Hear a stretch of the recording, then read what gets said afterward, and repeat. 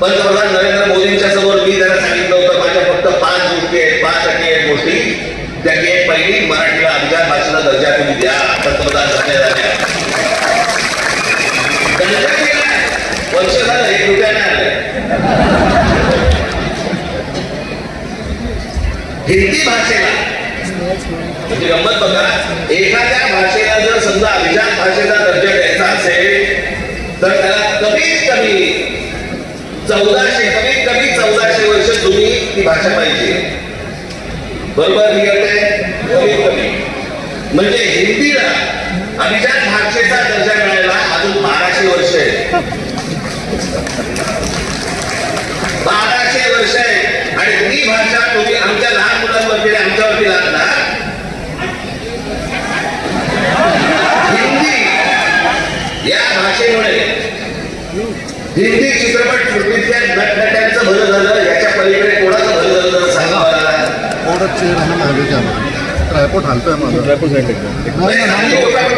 उत्तर प्रदेश, बिहार, मध्य प्रदेश, राजस्थान इथे हिंदी बोलली जाते. मग हे लोक उत्तर आणि महाराष्ट्रामध्ये नोकरीसाठी काय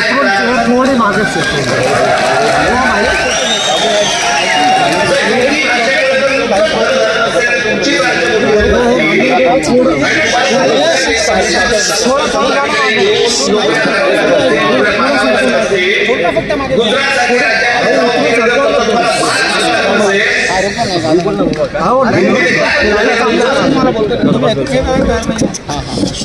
कोणती भाषा बोलत असतो आपण आता बस. आणि त्या भाषेसाठी म्हणून महाराष्ट्राचा मुख्यमंत्री भेटलाय.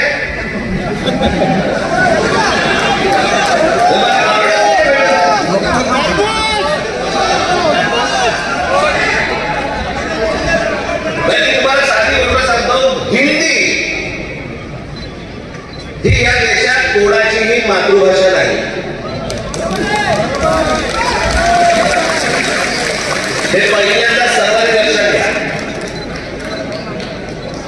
ज्याची काल परवाकडे कालवाडीत बातमी त्याला तुझी मातृभाषा कुठची.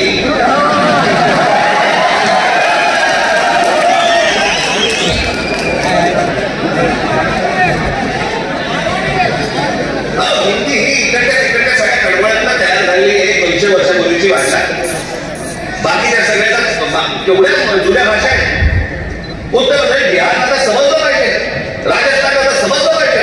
मी आता आणलं इथे उदाहरणार्थ बघा, हिंदी या भाषेमुळे हिंदीने किती भाषा मारल्या तर जवळपास 250च्या आसपास भाषा मारून टाकल्या. त्याच्यामध्ये कांगरी, गढ़वाली, कुमाऊनी, अवधी, हरियाणवी, ब्रज, भोजपुरी, मगधी, बाघेली, छत्तीसगढी, बुंदेली, माळवी, दिल्ली, नागरी, बागरी, मारवाडी अशा अनेक भाषा आहेत.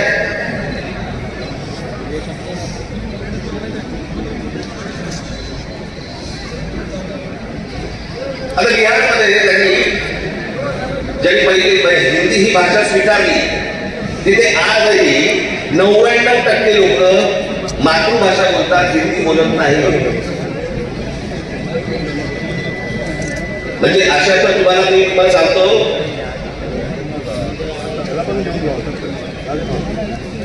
हनुमान चालीसा ना, हनुमान चालीसा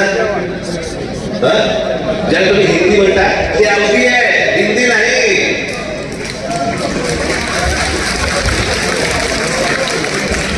पहिल्यांदा भाषा आपण नीट समजून घेतली पाहिजे. मराठी भाषेचा आपण इतिहास नीट एकदा समजून घेतला पाहिजे. पण ह्याला भाषेवरती याचा प्रेम नाहीये. माझं तर सगळ्या भाषांवरती प्रेम आहे. माझं तर कदाचित माझा तर गावाकडे कदाचित चुकीचा नसावा, परंतु महाराष्ट्रामध्ये जेवढे काही नेते आहेत त्या सगळ्यांपेक्षा हिंदी माझं बरं आहे. आणि याचं कारण माझे वडील. माझ्या वडिलांना व्याकरणासकट उत्तम मराठी तर येतच होतं, उत्तम इंग्रजी येत होतं, उत्तम हिंदी येत होतं आणि माझ्या वडिलांना व्याकरणासकट उत्तम उर्दू येत होतं. भाषा कोणतीही वाईट नसते, कधीच वाईट नसते. जगातली कुठची भाषा वाईट नसते. हिंदी काय वाईट भाषा नव्हे, आमच्या लागणार असा नाही बोलण्याचा.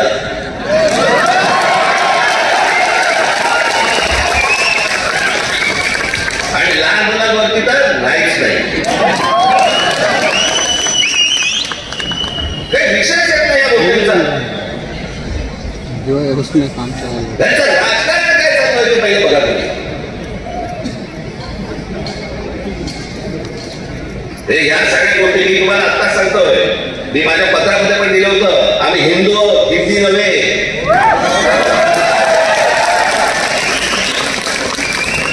पण हिंदुत्वाच्या बोलक्याखालून जर समजा तुम्ही माझी मराठी संपायला येणार असाल, माझ्यासारखा गडबड मराठी तुम्हाला सापडणार पण नाही.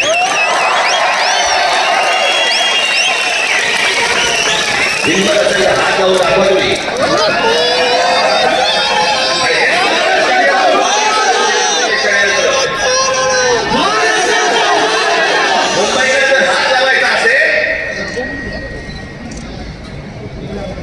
तर ह्या इकडच्या सगळ्या मीरा भाईंदर पासून तिथे पालघर पर्यंतच्या सगळ्या जेवढ्या मतदारसंघ आहेत ते मतदारसंघ ह्यांना अमराठी लोकांचे करायचे.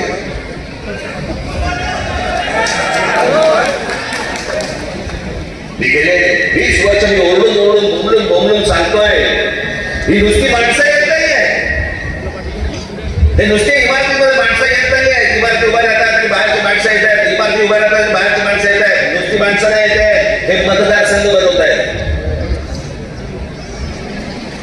हे मतदारसंघ बनवून तुम्हाला हटवणार, तुम्हाला लांब लांब फेकून देणार. उद्या हे काय सांगणार, अरे बघा ना, आमचाच खासदार, आमचेच आमदार, आमचेच नगरसेवक, आमचाच महापौर, असं करून हे मुंबईपर्यंत पोहोचणार.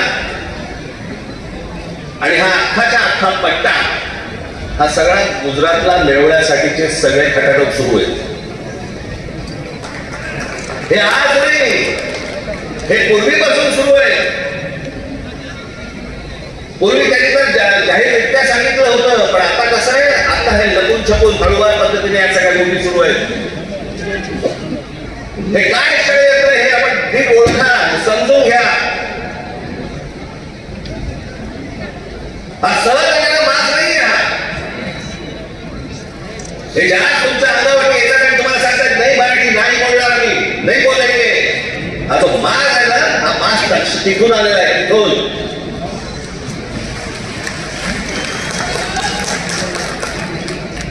तुमच्याकडे काही लंब थोडं भाषण करण्यासाठी नाही आलो मी खरं शाखेच्या उघडला आलो होतो. मला अविनाशने मला सांगितलं की साहेब तिकडे येणारा साथ नाही, एक छोटी सभा आपण घेऊन टाकू. पण मला तुम्हाला जे सांगायचंय ते हे सांगायचंय की तुम्ही सतर्क असले पाहिजे. आज काहीतरी प्रकरण उसळलं आणि आज काहीतरी उघडलं म्हणून आज आम्ही जागे व्हायचं, उद्या त्याच्यानंतर आम्ही झोपून जायचं आणि मग बाकीचं सगळं पोखरलं जातंय. भुसभुशीत जमीन असते ना, भुशी तिकडे होतात, खडकामध्ये भुशी नाही होत. तुम्ही खडकासारखे कडक असले पाहिजे. महाराष्ट्राची तुम्ही भक्कमपणे बाजू उभी केली पाहिजे.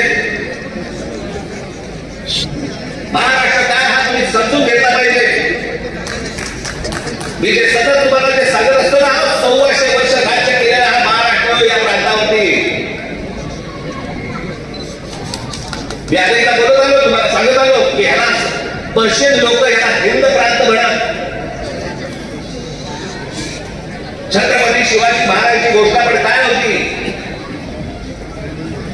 हे हिंदवी स्वराज्य व्हावे ही नव्हती, हे हिंदवी स्वराज्य व्हावे ही होती.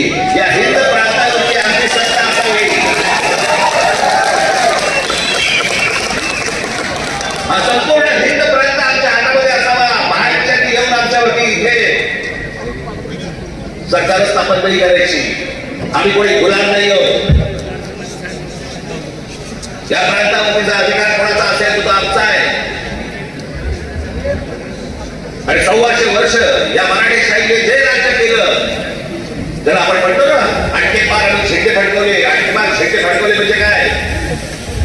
आजही मला असं वाटतं पाकिस्तानच्या वायुव्याला नैऋत्येला तो अटक नावाचा किल्ला आहे, त्या किल्ल्यावरती भगवा ध्वज फडकला. ते अटक किल्ला तो आणखी पार शेटे फडकवले आम्ही. कितपर्यंत पोहोचले होते मराठी. तो महाराष्ट्र हतबल आहे. तो महाराष्ट्राच्या समोर हात पसरतोय. आम्ही भिका मागायच्या, आम्हाला न्याय द्या म्हणून. तुम्ही या महाराष्ट्राचे राजे, तुम्ही या महाराष्ट्राचे बालक. बाकीची भाषा बाहेर आली ही तुमच्यावर रुबाब करणार आणि आम्ही हतबल त्यांच्यासमोर बोलणार, अरे नाही नाही भाईसाहेब ऐसा मत का.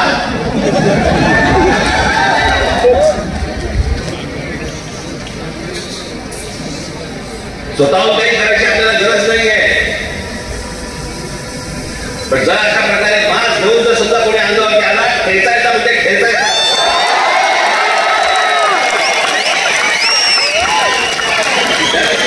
भारतीय जनता पक्षाचा एक खासदार